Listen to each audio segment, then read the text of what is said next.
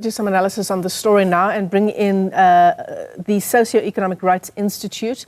Thato Masiangoako is a researcher at SERI, and she joins us this afternoon. Thato, thanks very much for your time.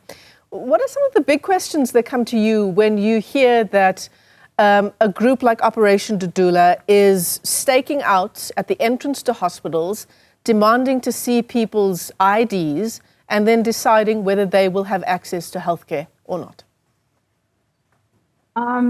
Well, the first thought is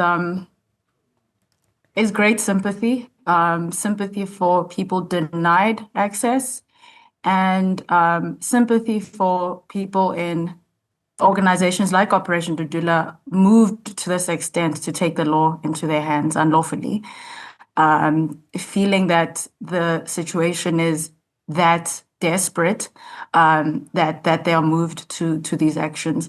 But then beyond the sympathy is, of course, great concern, because of course it is unlawful conduct.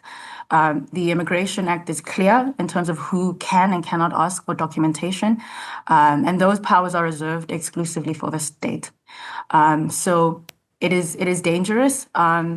It's sad, and it is, of course, concerning, because no one denies the issues facing the country. There are many, and they are complex. And of course, when there is an absence of leadership and direction, this is what is likely to happen, where people feel like they can fill that vacuum and fill that void. And unfortunately, it plays out in this way. So let's talk facts this afternoon, Thato. And you quite rightly point out that there is sympathy, you said, for Operation Dudula taking the situation into their own hands to this extent, because it's driven by desperation, right? And we know that there are many gaps in our healthcare system, for one. There are many other systems, education, water and sanitation. Let's focus on healthcare for the purposes of this conversation. So in terms of the pressures on our healthcare system, would you say that foreign nationals, whether they are documented or not, contribute to whether South Africans are able to access healthcare or not? Look, I don't want to answer that question because I don't have those facts. The facts that I do have at my disposal that I think everyone can access are what Stats SA, for example, tells us, what the GCRO, the Gauteng City Region Observatory, tells us. All of that data speaks to, one, that the healthcare system is in many ways quite bifurcated, and access to healthcare is divided along lines of economics, of class, but also of race.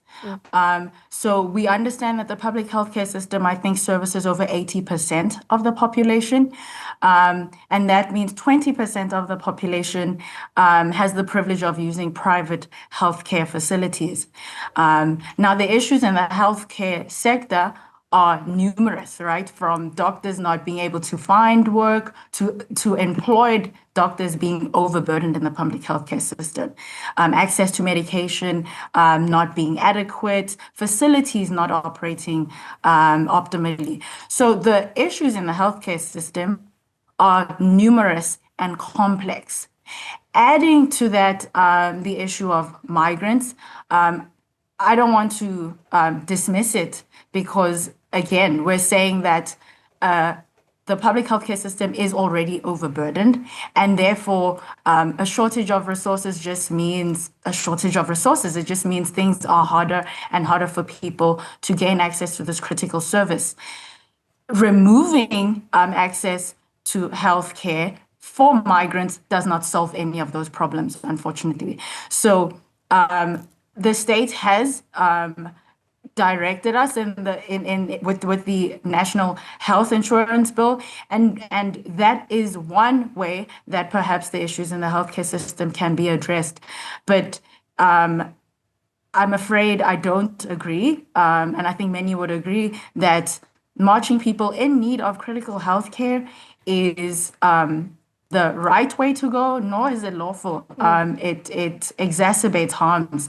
And unfortunately, in a country like ours where the majority of this country wasn't even considered South African, you would expect that more of us would have an understanding of what it means to be othered in that way and what those implications are for your life chances and your ability to just lead a life where you're able to access the basics.